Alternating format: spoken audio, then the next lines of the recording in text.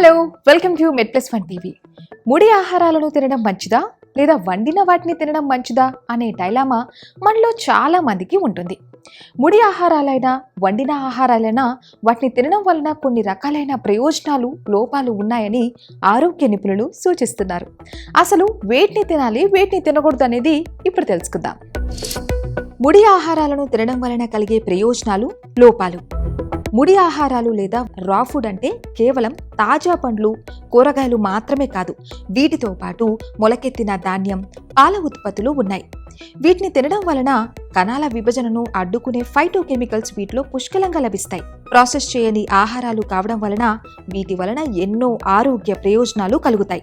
మానసిక ఆరోగ్యాన్ని పెంపొందించడంలో ఈ ఆహారాలు కీలక పాత్ర పోషిస్తాయి. బరువును నియంత్రణలో ఉండేందుకు రా ఫుడ్ సహాయం చేస్తుంది.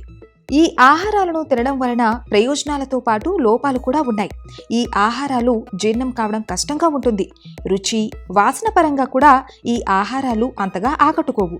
వీటిలో ఉండే బ్యాక్టీరియా అనారోగ్యాలకు కూడా కారణం కావచ్చు. క్యారెట్, బెర్రీస్, ఉల్లిపాయలు, వెల్లుల్లి, కీరా దోసకాయలు లాంటివి కూడా ముడి ఆహారాలు కిందికి వస్తాయి.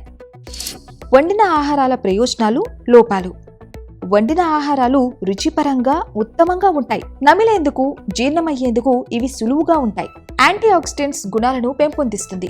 బ్యాక్టీరియాను నాశనం చేసి అనారోగ్యాలను దరిచేరనివ్వదు. ఇన్ని రకాలైన ప్రయోజనాలు ఉన్నప్పటికీ కొన్ని రకాలైన లోపాలను కూడా ఈ ఆహారాలు కలిగి ఉంటాయి.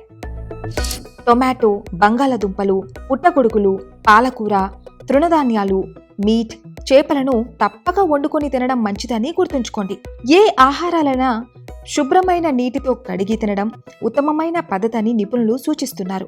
వేడి నీటిలో అరగంట పాటు ఉంచి ఆ తర్వాత వాటిని తినడం కూడా ఇంకా మంచిదని చెప్తున్నారు. పైన చెప్పుకున్న ప్రయోజనాలు, లోపాలు, తీసుకోవలసిన జాగ్రత్తల ద్వారా వేటిని తినడం మంచిదనే విషయంపై ఒక అవగాహనకు రావచ్చు. తద్వారా వాటిని ఎంపిక చేసుకోవచ్చు. నిపుణులు అందించిన సమాచారాన్ని మాత్రమే ఇక్కడ మీకు అందిస్తున్నామని గుర్తుంచుకోండి.